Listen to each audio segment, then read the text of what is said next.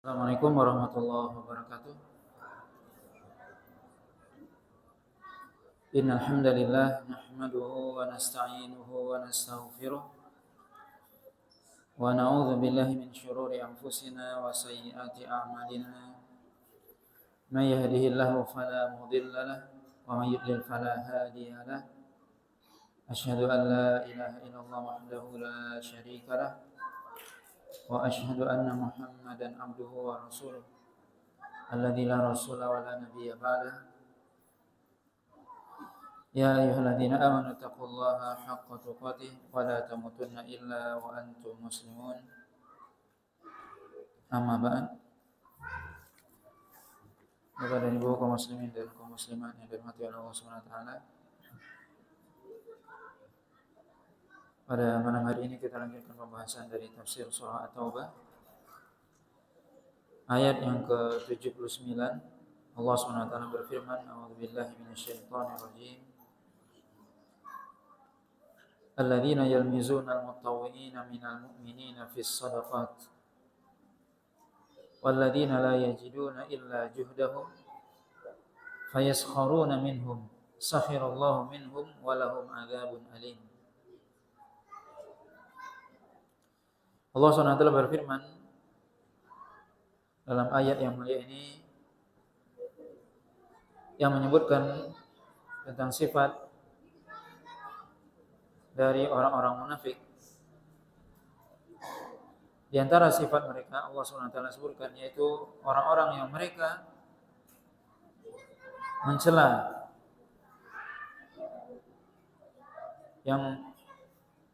orang-orang yang mereka senantiasa berinfak, bersedekah dari kalangan orang mukmin,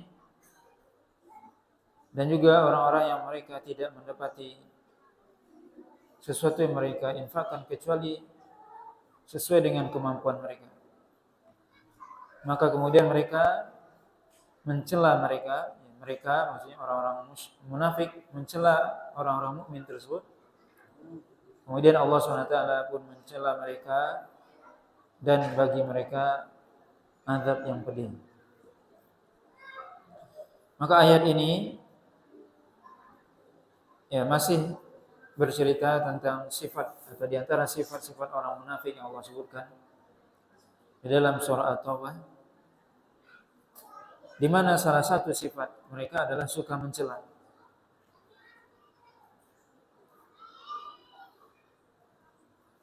Dalam hadis yang diriwayatkan oleh Imam Bukhari dan Muslim dari sahabat Abi Mas'ud Al-Badri radhiyallahu ta'ala anhu, qala lamma nazalat ayatus sadaqah kunna natahamil ala zuhurina faja'a rajulun fatasaddaqa bi syai'in katsir faqalu mura'i waja'a rajulun fatasaddaqa bi sa'in faqalu innallaha laghaniyyun an sadaqati hadha fanazalat alladzina yalmizuna al-mutawwi'ina minal mu'minin fis sadaqat. Abi Mas'ud radhiyallahu ta'ala anhu, beliau mengatakan ketika turun ayat yang bercerita tentang atau menyuruh untuk bersedekah, maka Abi Mas'ud sahabat mengatakan kunna natahamal ala zuhurina, ya kami, artinya adalah beliau menceritakan bagaimana sifat atau keadaan para sahabat di zaman dahulu. Beliau menceritakan bahwasanya ketika turun ayat yang menyuruh untuk bersedekah, maka sebagian para sahabat itu enggak memiliki harta untuk bersedekah. Kemudian kata Abi Mas'ud, kunna natahamal, maksudnya sebagian kami pun pergi ke pasar kemudian bekerja untuk nguli, kuli angkut, mengangkutin barang di ala zuhurina, yaitu mengangkut barang di punggungnya, mengangkutin barang kemudian dia dapat upah. Kemudian dia berinfak dengan upah tersebut. Ya subhanallah, ini bisa kita lihat bagaimana para sahabat di zaman dahulu ketika datang perintah untuk bersedekah, maka mereka nggak punya uang, nggak punya harta. Apa yang mereka lakukan? Bekerja. Kerja itu tujuannya untuk bersedekah, bukan untuk yang lain. Kerja ke pasar, ngangkut barang di atas punggung mereka. Tujuannya untuk apa? Bukan untuk nafkah, bukan, tapi untuk bersedekah. Untuk bersedekah. Bahkan disebutkan dalam riwayat yang lain, ada seorang sahabat yang dia pada malam harinya dia bekerja ngangkat air untuk menyirami kebun sahabat Ansar. Semalaman dia kerjakan, itu dapat upah berapa? 2 sok. 2 sok dari makanan kurma. Ya, 1 sok itu berapa? Ya lebih kurang 2,5 kilo atau 3 kilo kurma. Dimana 1 sok itu untuk kadar untuk zakat fitrah atau zakatul fitr. Jadi orang itu bekerja semalaman untuk mengairi malam-malam. Kemudian apa yang dia lakukan? 1 sok diinfakkan, 1 sok untuk keluarganya. Kita bisa bayangkan begini para sahabat, bagaimana semangat mereka untuk bersedekah. Ketika ada perintah untuk bersedekah, mereka bekerja. Tujuannya apa? Untuk bersedekah. Maka Abi Mas'ud mengatakan, kami bekerja. Kemudian datang seorang laki-laki yang dia bersedekah dengan sesuatu yang banyak. Disebutkan dalam riwayat yang lain, yaitu datang Abdurrahman bin Auf yang bersedekah dengan hartanya yang banyak. Disebutkan dalam satu riwayat 4.000 dirham, atau dalam riwayat yang lain 10 uqiyah dari emas.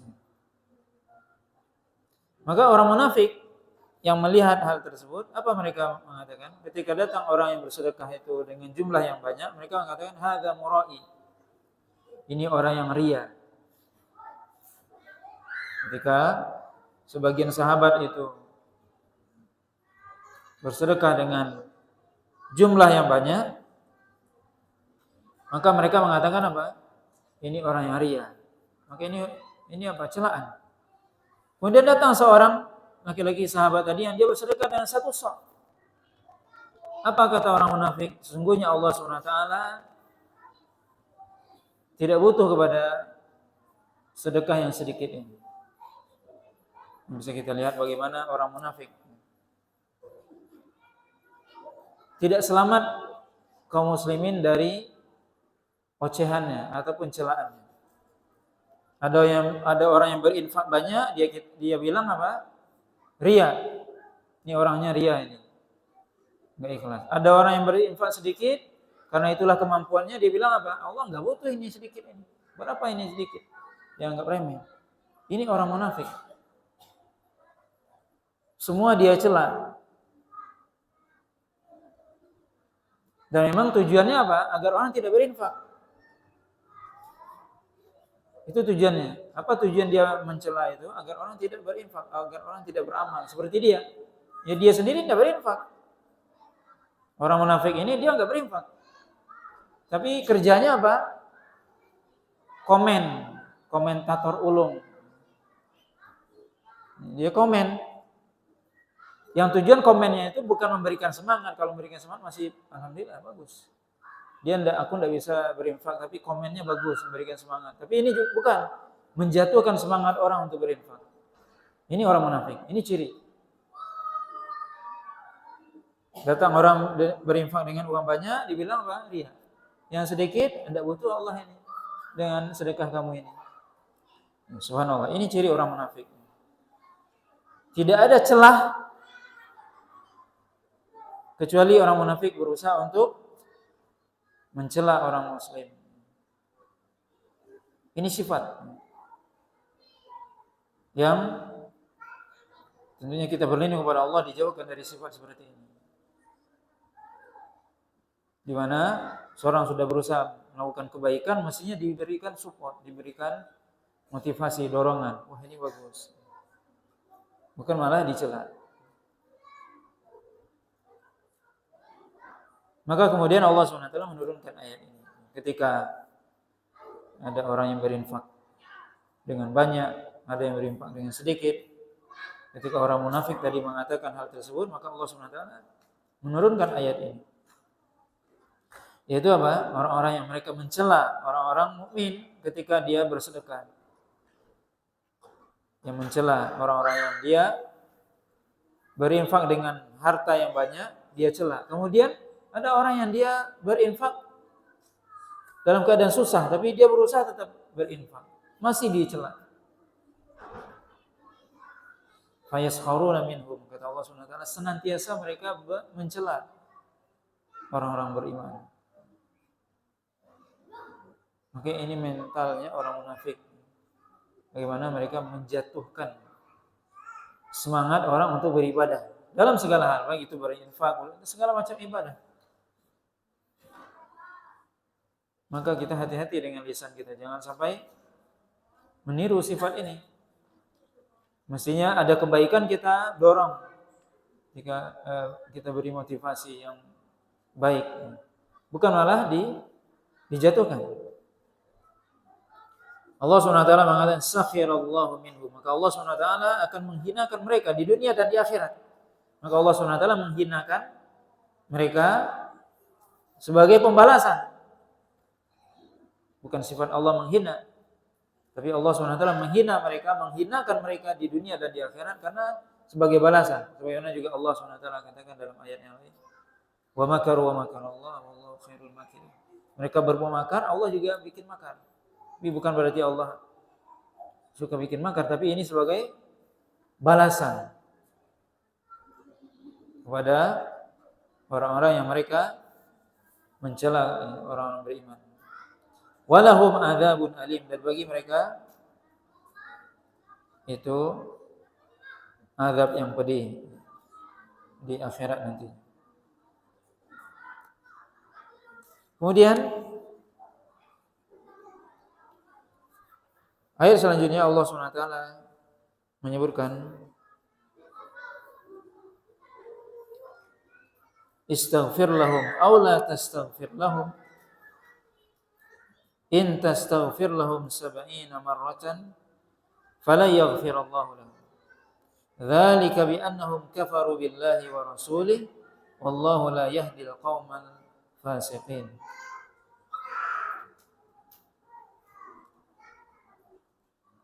Yaitu Allah SWT menyebutkan beristighfarlah untuk mereka. Itu maksudnya untuk orang munafik. Atau engkau tidak beristighfar kepada mereka. Dan jika engkau beristighfar kepada mereka 70 kali, maka Allah SWT tidak akan mengampuni mereka. Hal itu disebabkan karena mereka berkufur kepada Allah SWT dan Rasulnya. Dan Allah SWT tidak memberikan hidayah kepada orang-orang yang fasik. Maka ayat ini disebutkan oleh Imam Ibnu Katsir bahwasanya ketika pemuka kaum munafikin Madinah yaitu Abdullah bin Ubay meninggal, maka kemudian putra Abdullah bin Ubay yang juga bernama Abdullah bin Ubay datang kepada Rasulullah SAW. Kemudian meminta kepada Nabi SAW pakaian Rasulullah untuk dikafankan kepada Abdullah bin Ubay, maka diberikan oleh Nabi. Kemudian diminta oleh Abdullah agar menyolatkan bapaknya, maka Nabi pun menyolatkan.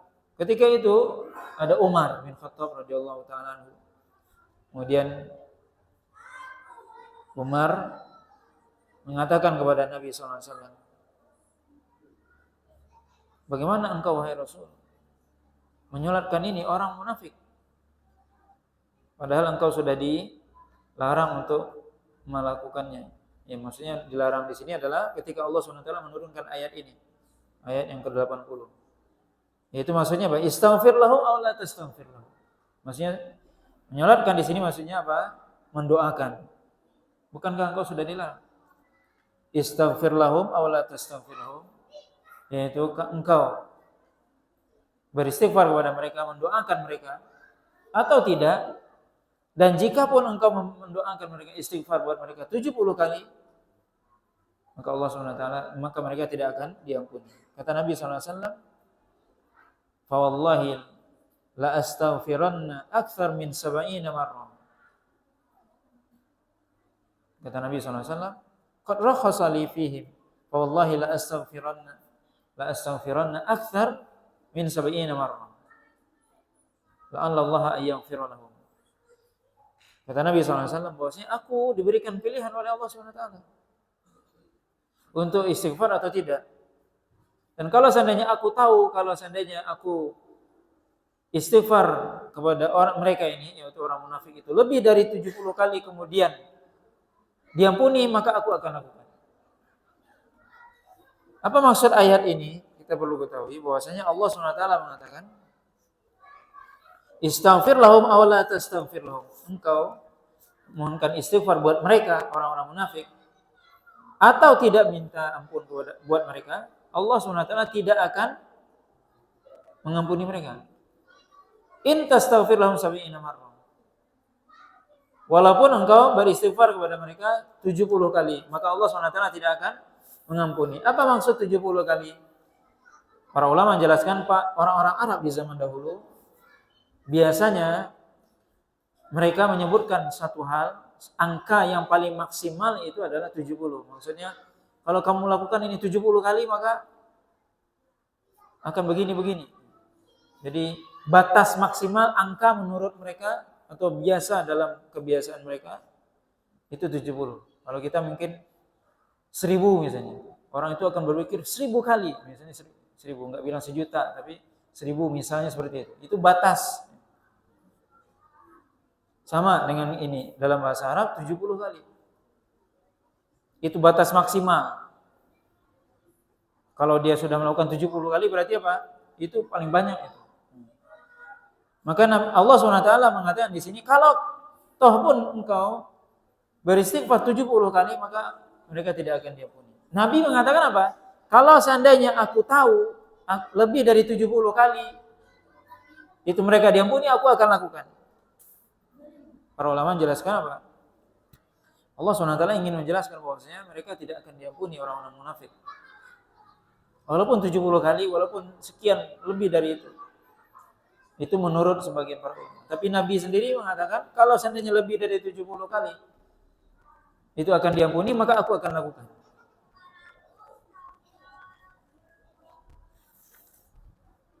Kemudian apa? Nabi SAW akhirnya menyolatkan Abdullah bin Ubay. Dan nanti akan turun ayat setelah ini yang Nabi SAW dilarang untuk menyolatkan orang munafik selamanya. Itu ayat yang ke-84 nanti akan kita baca.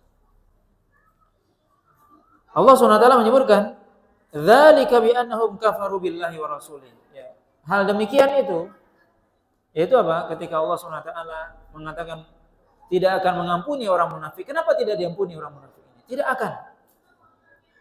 Lan itu artinya tidak akan, selamanya tidak akan, Allah SWT tidak akan mengampuni orang munafik. Kenapa mereka tidak diampuni? Menunjukkan bahwasanya nifak mereka nifak akbar yang mengeluarkan mereka dari Islam. Kenapa Allah SWT katakan dzalika bi annahum kafaru billahi wa rasulih. Itu disebabkan karena mereka kafir kepada Allah dan Rasulnya. Maka ini orang munafik. Dia mengaku muslim, lisannya Islam, tapi dalam hatinya kekufuran. Inilah nifak akbar.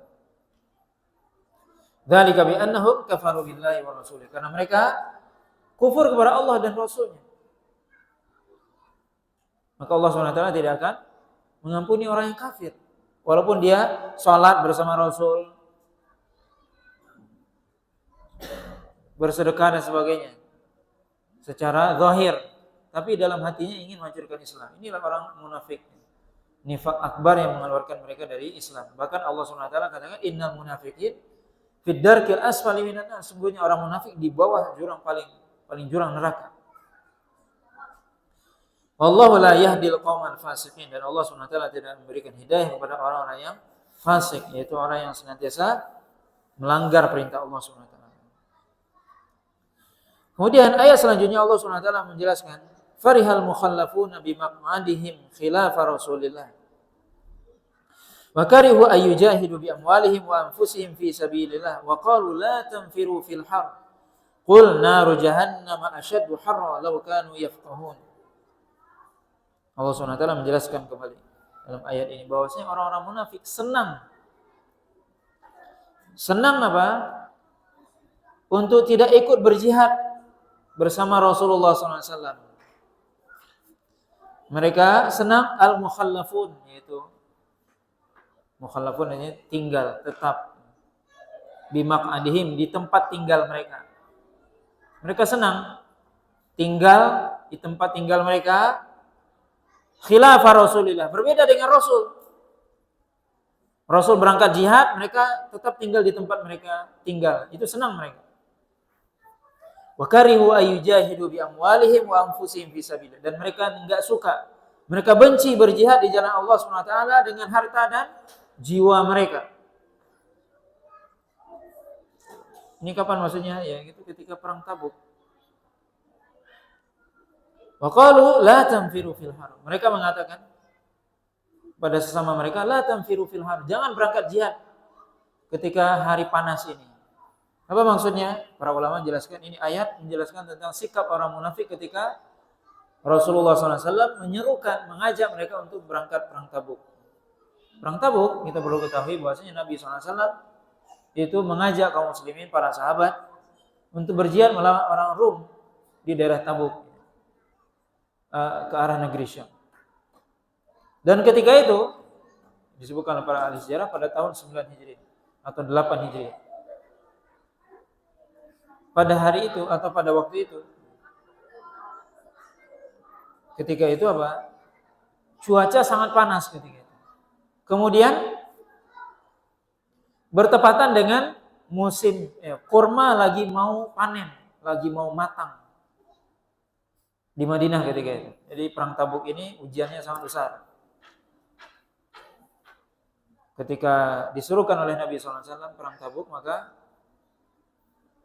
di Madinah itu kurma mau matang, mau panen. Kemudian apa? Cuaca sangat panas. Tapi Nabi SAW apa? Menyuruh kaum muslimin untuk berjihad.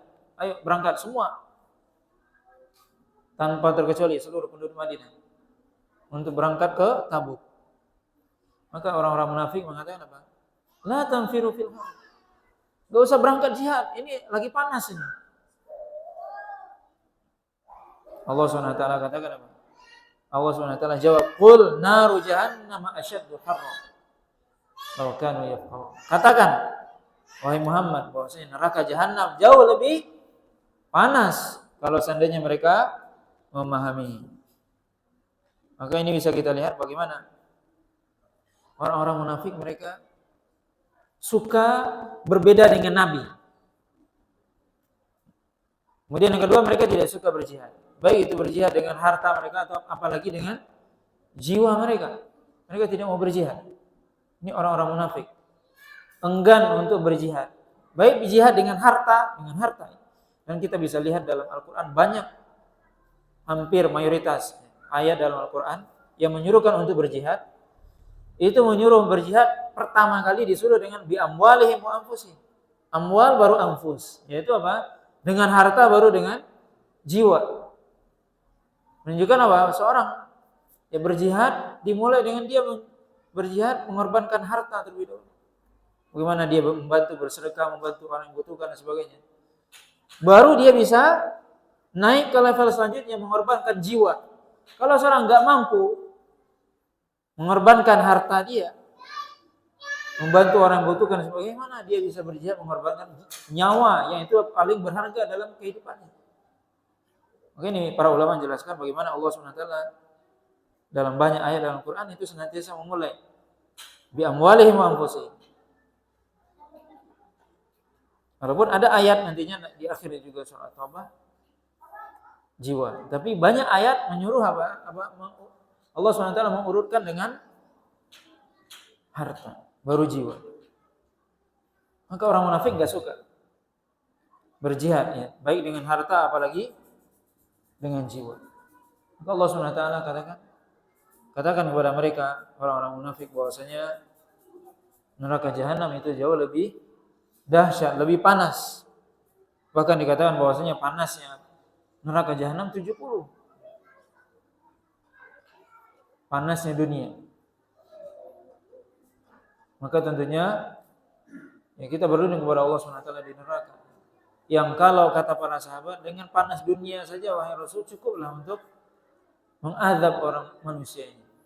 Kata Rasulullah SAW, sungguhnya Allah SWT ingin mengadab mereka dengan adab yang pedih.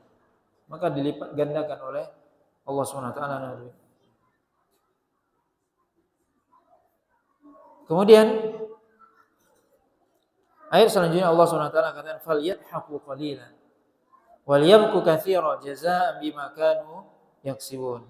Abdullah bin Abbas radhiyallahu taala anhu mengatakan falyadhaku qalilan, maka hendaknya mereka orang-orang munafik tertawa, senanglah mereka, silakan kalian senang di dunia ini. Qalilan maksudnya di dunia ini, semau Anda, sepanjang Anda hidup di dunia ini. Di qalilan di sini artinya sedikit. Sedikit maksudnya apa? Selama di dunia. Silakan Anda selama hidup di dunia, berapa tahun Anda hidup di dunia? Berapa puluh tahun Anda hidup di dunia, maka tertawalah. Silakan Anda senang. Tapi itu apa? Qalilan, itu sedikit dibandingkan dengan akhirat. Wal yabku katsira, dan hendaknya kalian nanti apa? Menangis yang lebih banyak, yaitu di akhirat. Disebutkan oleh Nabi SAW bagaimana penduduk neraka jahanam menangis. Disebutkan ya, mereka menangis di neraka jahanam.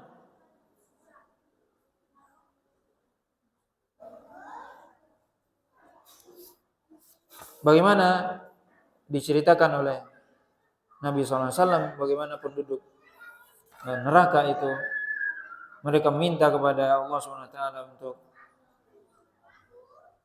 diringankan azab.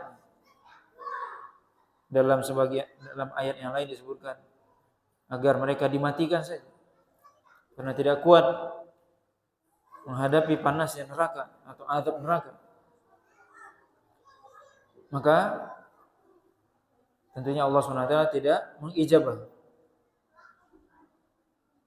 Maka Abdullah bin Abbas tadi mengatakan bahwasanya falyadhaku qalila, artinya silakan kalian tertawa di dunia ini selama kalian hidup, tapi itu dianggap sedikit.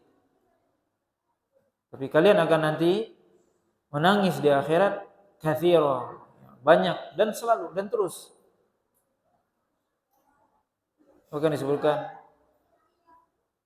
yang bahwasanya mereka menangis 1000 tahun. Penduduk neraka, naudzubillah. Maka jika dibandingkan dengan dunia enggak ada apa-apanya. Maka maksudnya wal yabku katsira, yaitu menangislah dengan nangis yang lama, yang banyak. Kemudian apa? Allah SWT katakan jazaa'an bima kanu yaksibun, itu sebagai balasan terhadap apa yang mereka usahakan atau mereka lakukan di dunia ini. Kemudian ayat selanjutnya Allah SWT menyebutkan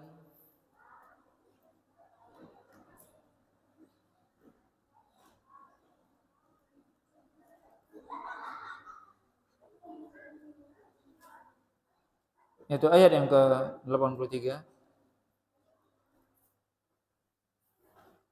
Fa'ir raja'akallahu ila ta'ifatin minhum fasta'dhanuka lil khuruj faqul lan takhruju ma'i abada wa lan tuqatilu ma'i aduwa innakum raditum bil qu'udi awwala marrah faq'udu ma'al khalifin. Yaitu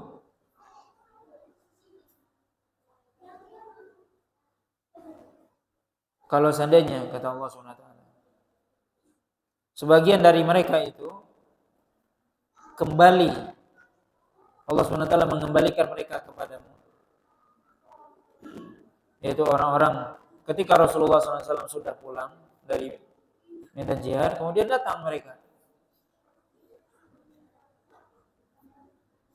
orang-orang munafik ini, ngapain? Fasta'dzanuka, mungkin mereka meminta izin untuk khuruj, yaitu untuk berjihad. Yaitu ketika Nabi SAW sudah pulang dari jihad, kemudian ketemu dengan orang munafik. Ya mereka nggak ikut jihad ketika itu. Kemudian mereka katakan apa? Kalau ada jihad lagi kami ikut, wahai Rasul. Nah itu. Faqul lan takhruju ma'iya abad. Faqul lan takhruju ma'iya abada. Apa kata Nabi SAW? Katakan wahai Muhammad kepada mereka, kamu tidak akan keluar bersamaku selamanya. Walan tuqatilu ma'i aduwa. Dan engkau tidak akan berjihad, kalian tidak akan berjihad bersamaku melawan musuh pun. Ya sekalipun melawan musuh selamanya. Jadi apa? Kenapa itu dilakukan? Kenapa Nabi SAW disuruh oleh Allah SWT mengucapkan itu? Innakum raditum bil qu'udi awwala marrah faq'udu ma'al khalifin. Kalian ridho, suka duduk pertama kalinya atau tidak ikut pertama kalinya ketika diperintahkan. Ya sudah, faq'udu ma'al khalifin. Ya sudah, sekarang duduk aja, enggak usah ikut berjihad. Ini pelajaran ataupun sebuah sanksi Allah berikan kepada orang munafik yang mereka ketika diperintahkan untuk berjihad mereka enggak mau. Kemudian ketika Nabi sudah pulang, mereka bilang, kelak kalau ada jihad lagi kami mau ikut. Nah itu sifatnya. Ketika diajak, nggak mau. Ketika sudah selesai nanti, ya, dia pura-pura mengatakan apa? Kalau nanti ada jihad lagi kami ikut. Itu cuma sebagai apa? Basa-basi. Yang mana mereka sebenarnya nggak ingin untuk berjihad, tapi itulah supaya dianggap apa? Kami punya niat. Gitu. Nah, nanti yang kedua kami ikut wahai Rasul. Yang pertama kami nggak bisa. Yang kedua, kelak kami ikut. Nanti kalau diajak lagi, kami nggak bisa ini. Nanti yang ketiga, nah gitu terus. Itu sifat orang munafik. Cari-cari alasan. Kata Allah SWT, katakan kepada mereka, kalian tidak akan keluar bersama kami. Dan memang tidak ada faedahnya orang munafik keluar bersama Rasulullah SAW untuk berjihad. Kenapa? Karena mereka justru, sebenarnya disebutkan dalam ayat sebelumnya, mereka justru akan membuat atau meruntuhkan semangat sebagian sahabat. Kata Allah SWT, "Lau kharaju fikum ma zadakum illa khabala." Ya, kalau mereka keluar bersama kalian, mereka tidak akan menambahkan kecuali apa? Beban. Jadi kalau mereka ikut berjihad justru nambah beban. Bagusnya tidak ikut. Nah, subhanallah, itu kita bisa bayangkan keberadaan orang munafik di tengah kaum muslimin itu menjadi beban. Menjadi ujian. Mereka ikut berjihad apa? Apa gunanya? Enggak ada. Menjadi beban apa? Menjadi beban karena mereka akan mengompori orang-orang muslim untuk tidak berjihad. Menjadi provokator untuk tidak berjihad. Dikompori, ngapainlah kita berjihad nih? Karena kita ini. Supaya yang jelas-jelas terjadi ketika perang Uhud. Jelas terjadi ketika perang Uhud. 1000 pasukan berangkat pertama kali ke Uhud, tapi apa? Akhirnya 300 orang mundur. Kita bisa bilang 300 orang, bukan 3 orang yang mundur. 300 orang. Yang mana apa? Tokoh munafiknya enggak sebanyak itu. Tapi apa? Ini terpengaruh. Jadi justru mereka ikut itu menjadi beban. Bagusnya enggak ikut. Maka Allah SWT katakan di sini, sudah kalian tidak usah ikut. Tidak usah kalian berikut selamanya berjihad bersama kami. Faq'udu ma'al khalifin. Ya sudah, tinggallah kalian bersama orang yang duduk-duduk itu.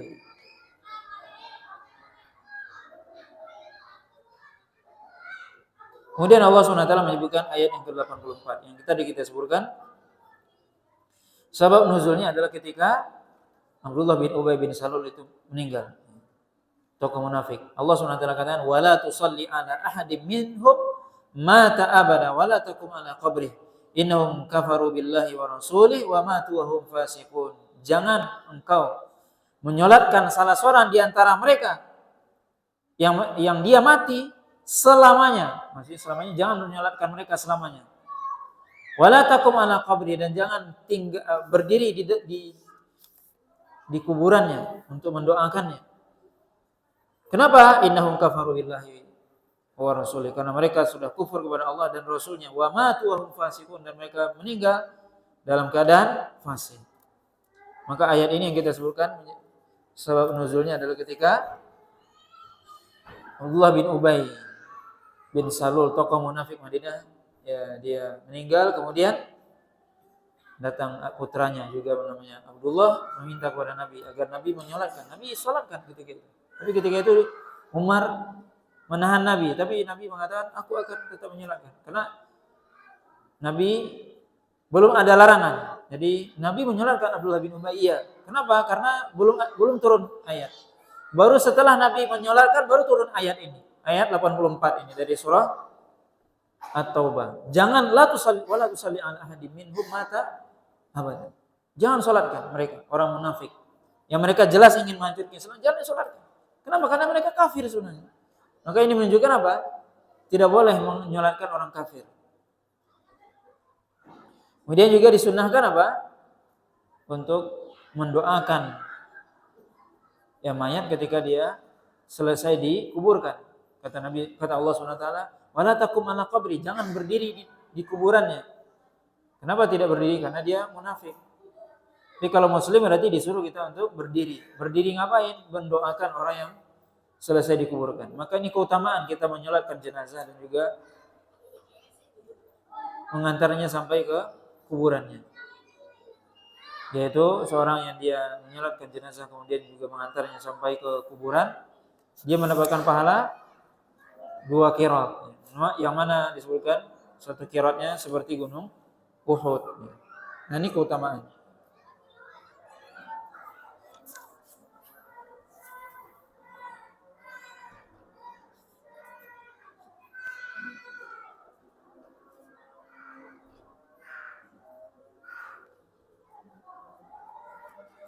Kemudian Allah SWT menyebutkan dalam ayat yang ke-85,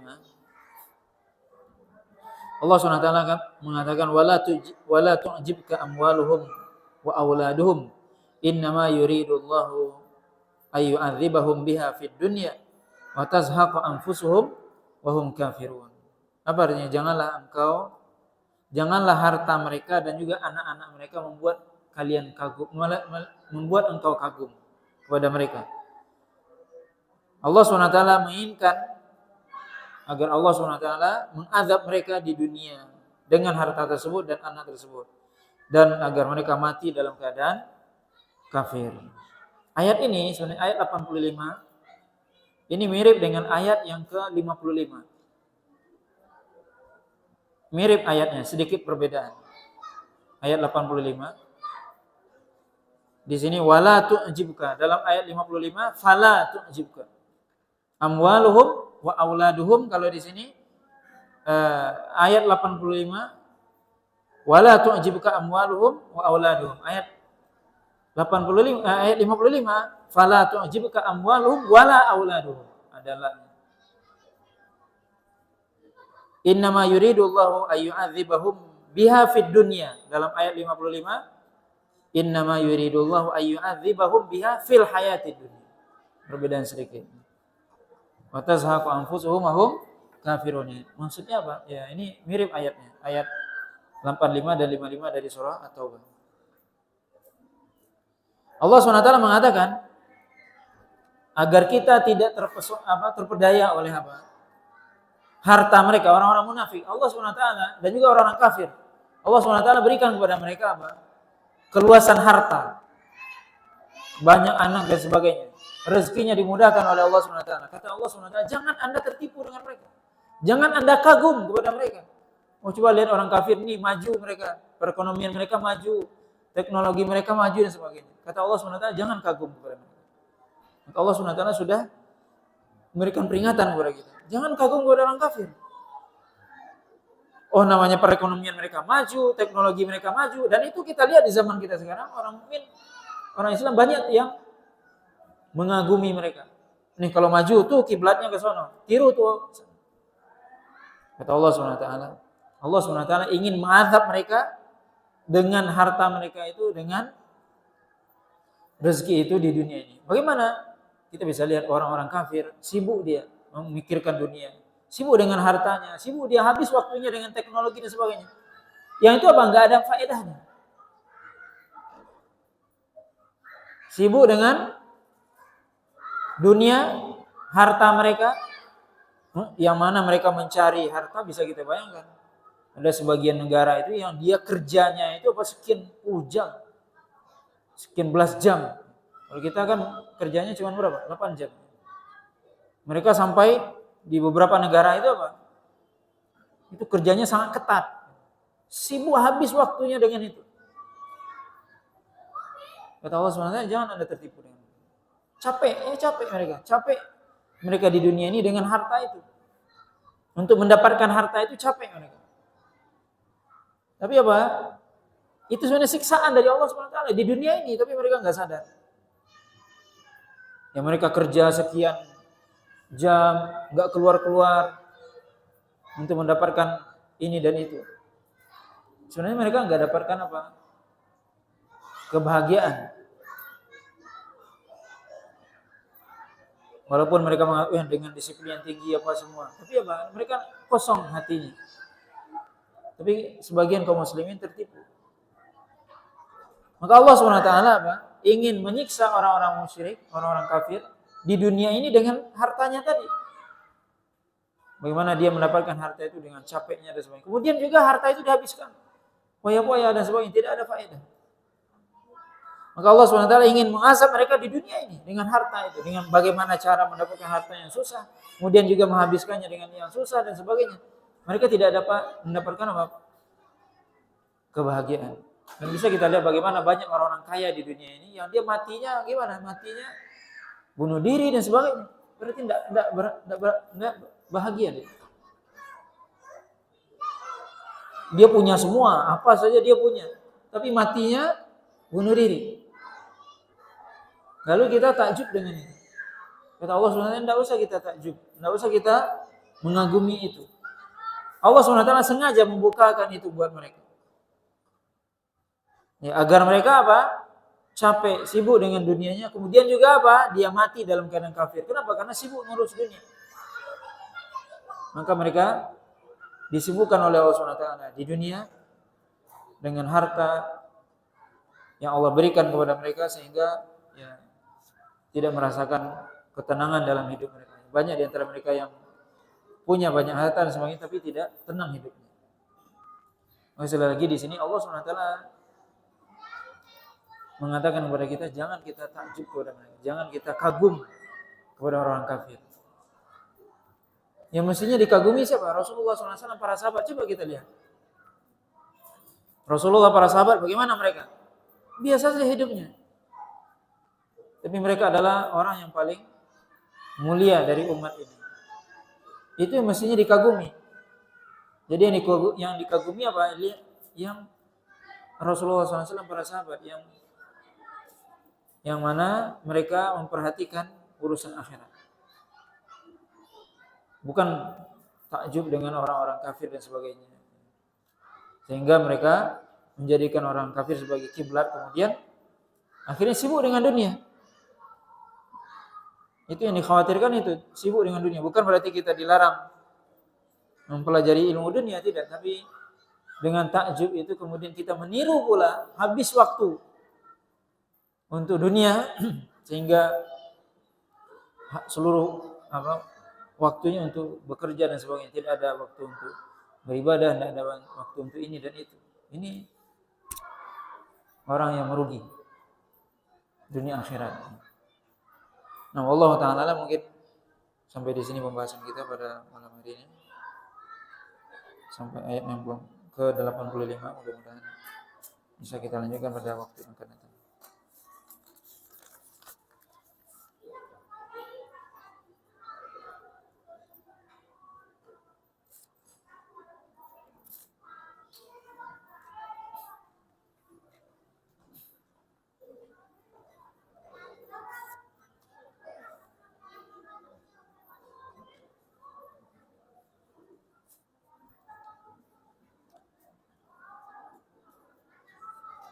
Nah, ada pertanyaan pertama, hukumnya jual beli motor leasing.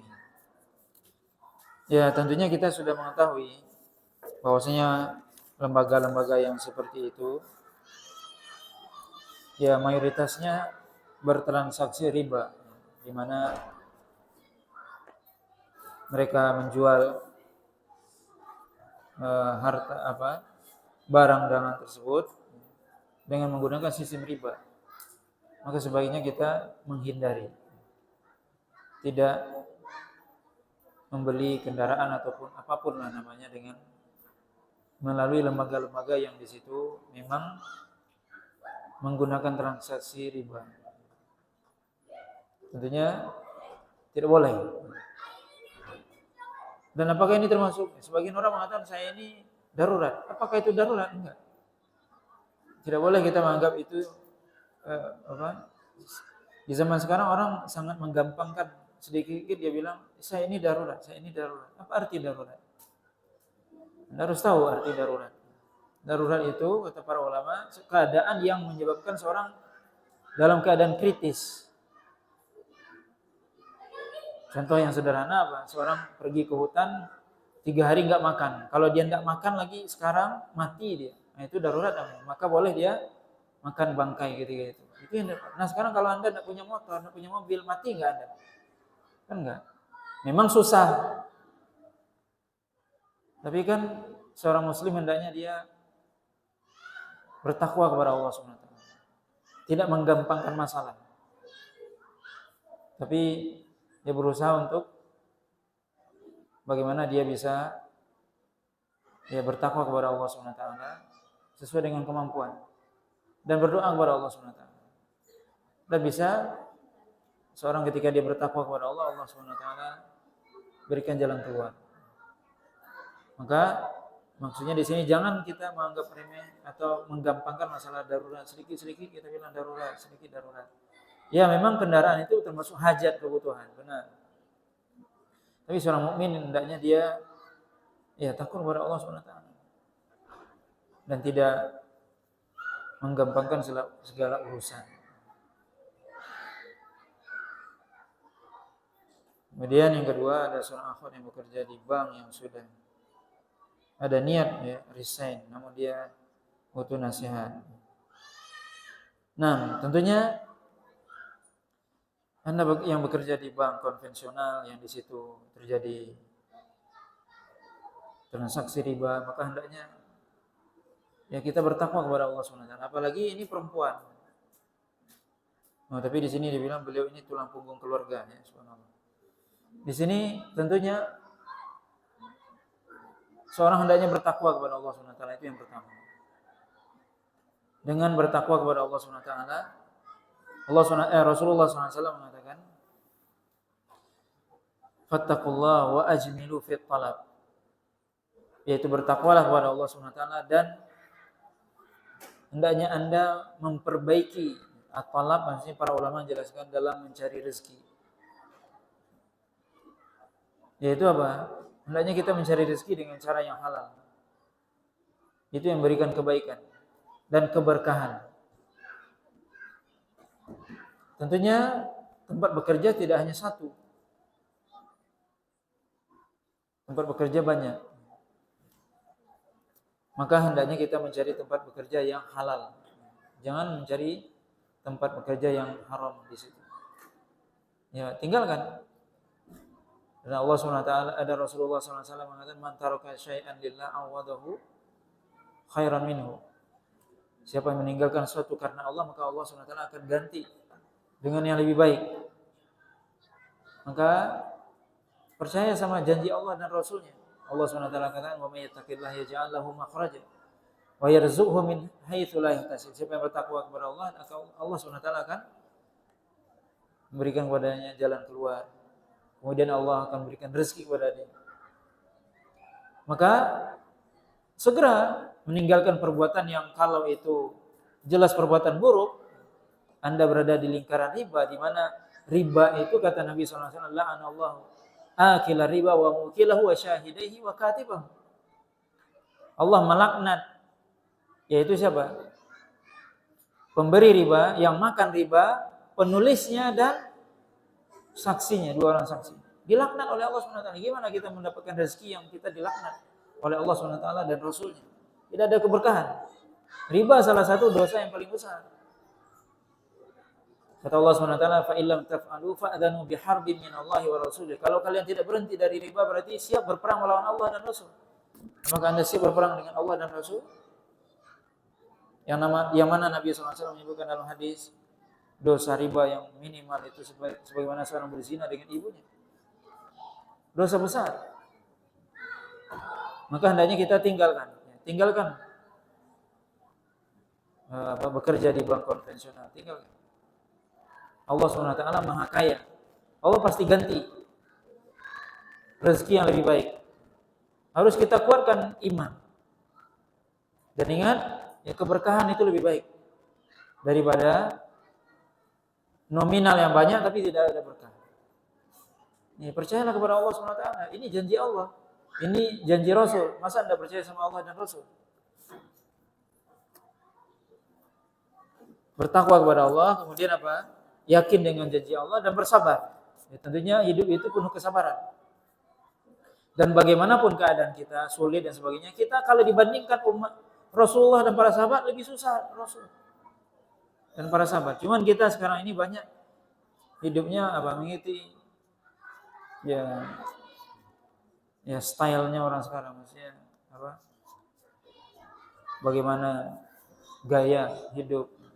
Kita hidup itu sesuai dengan kemampuan, bukan mengikuti gaya hidup orang lain. Ini yang perlu dipahami. Maka tentunya ini kalau Anda sudah berniat, maka fa idza azamta fatawakkal 'ala Allah. Kalau Anda sudah berniat, tawakal kepada Allah. Tinggalkan itu. Tidak usah menunggu bulan depan, tahun depan. Sekarang tinggalkan. Karena enggak tahu kapan kita meninggal. Bertaubat ya kepada Allah SWT dengan segera, itu yang lebih baik. Dan Allah SWT kita katakan pasti Allah ganti yang lebih baik. Adapun ini itu kecemasan itu adalah datangnya dari syaitan. Kuatkan dengan apa? Dengan iman kepada Allah SWT. Dan kita bisa lihat sudah banyak teman-teman kita yang kita bisa dengar, lihat cerita bahwasanya kisah nyata orang-orang yang dia tadinya aktif di bank konvensional kemudian mereka keluar dan sebagainya, mungkin mereka akan dapat ujian itu semua biasa. Tapi itulah namanya dunia itu penuh ujian. Maka tentunya kalau toh kita menderita di dunia ini, berapa lama kita menderita di dunia ini? Dibandingkan dengan di akhirat nggak bisa dibandingkan. Maka hendaknya kita lebih banyak bertakwa kepada Allah, takut kepada Allah SWT. Nah, wallahu. Kemudian jangan lupa banyak berdoa kepada Allah SWT. Bagaimana mengetahui orang munafik pada zaman sekarang? Ya, zaman sekarang banyak orang munafik. Para ulama menjelaskan apa? Ketika Islam itu kuat, orang munafiknya itu sembunyi-sembunyi dia. Takut dia. Tapi kalau Islam itu enggak kuat, orang munafik itu terang-terangan. Anda bisa lihat. Banyak orang-orang munafik baik itu di dunia nyata atau dunia maya yang mereka terang-terangan mencela Islam dan sebagainya. Walaupun dia muslim kata dia. Tapi dia bilang apa? Dia mencela Islam atau mengatakan agama sama apa semua, itu munafik. Atau seolah-olah lebih suka membela orang-orang kafir misalnya. Itu orang munafik.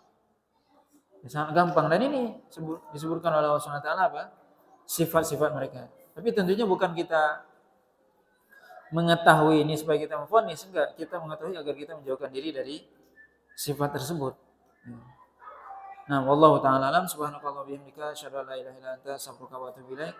Wassallallahu ala nabiyyina Muhammadin wa ala alihi wasallam. Wassalamualaikum warahmatullahi wabarakatuh.